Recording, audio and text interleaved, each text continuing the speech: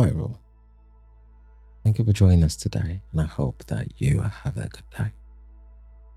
I hope that you've had a good day, and I hope that your day is going to plan.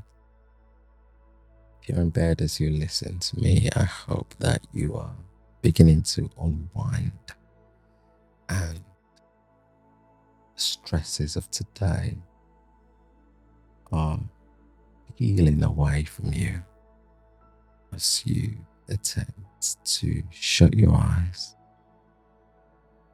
and say goodbye to the struggles that today has brought you. For every one of us, we start our day with an intention. Starting our day with an intention. We're all looking for something. We're all on a rush to get something. We're on a drive, on a push to achieve something. It doesn't matter what it is, we all have the same target.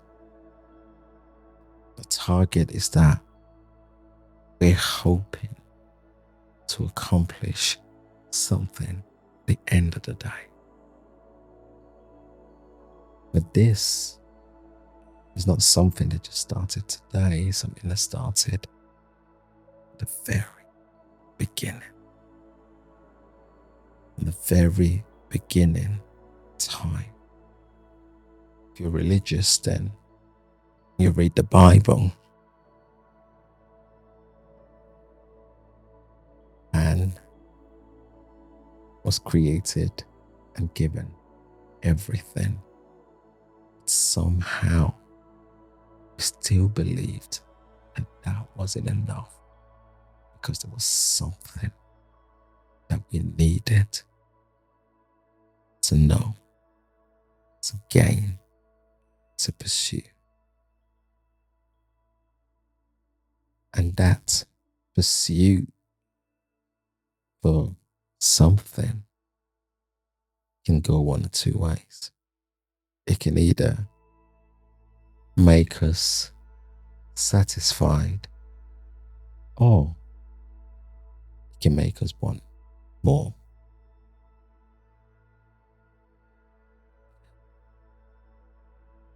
As children were born into a world knowing nothing, and our curiosity kicks in. Mom and dad are speaking what they're saying. We try to replicate what they're saying. And it makes no sense. Whatever we do it makes them giggle and we do more of it. Oh, that's interesting. I get that response by doing that. Mom and dad come into the room when I cry. That's interesting. That's how I do it then. To cry even though I don't need something. That would get me a human interaction. An adult's interaction. An adult's comfort. And as we grow, crawl. We think that crawling is insufficient, but we need to now stand because everybody else is doing. We get a lot of positive reinforcement and it pushes us to want to do that. And we do it. That's not enough. Next target is to jump, to go to school. When things ain't going so great at school, we get support. They're going great, get positive reinforcement. Imagine we're made to believe that things not going great, got no role to play in that. We can't do anything about it. It is all set up for us to fail. We stop trying and we begin to believe that the system is against us. When in fact, there is a role that could be played by the people around us to change that. But let's take it that we are getting the positive reinforcement and we're still going. You progress from primary to secondary, high school, regardless of where you are. Get to university, get a job. You get the one job that you've always wanted and you get there and it's not exactly what you thought it would be. You get the second, you get the third one. And every time you feel that's the one thing that you need to change everything about you, get there and it turns out to not be the case. The pursuit for that one thing is something that we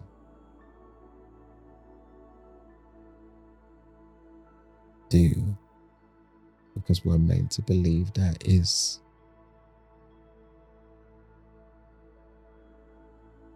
what would break us away and give us the happiness that we desire.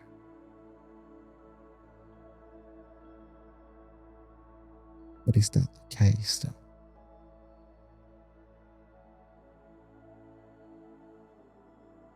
I ask that because in a world where we're so exposed to the lives of others, and we expose our life to everyone, and we have people that should have everything, but somehow face the same challenges like we do. And then when you break it down and come into contact with people that you believe are not civilized, people in the villages, people in the poor neighborhood, people in environments where it almost feels as though society has forgotten about them. But yet, they smile. They smile in the face of their struggles. They smile in the face of the pain. We see that and we feel sorry for the situation that they're in. But they look at us and feel, why are you sorry for me? Yes, other people live a different life. I am content. Get up in the morning, realize that I need to get some food, and I get that. Realize I need to get out of the house and earn a living for my family. It might not be a lot, but the outcome is that we remain content. And that's the thing, the ability to be content.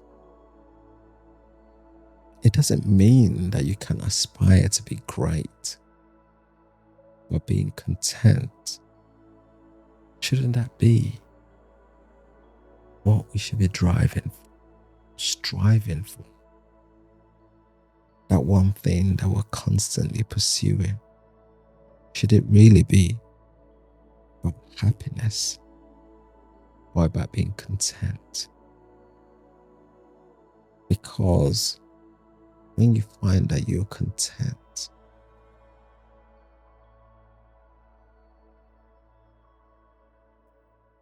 you're able to appreciate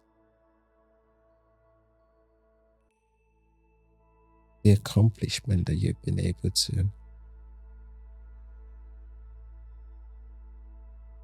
gain. You know, and the pressures that we put ourselves becomes less.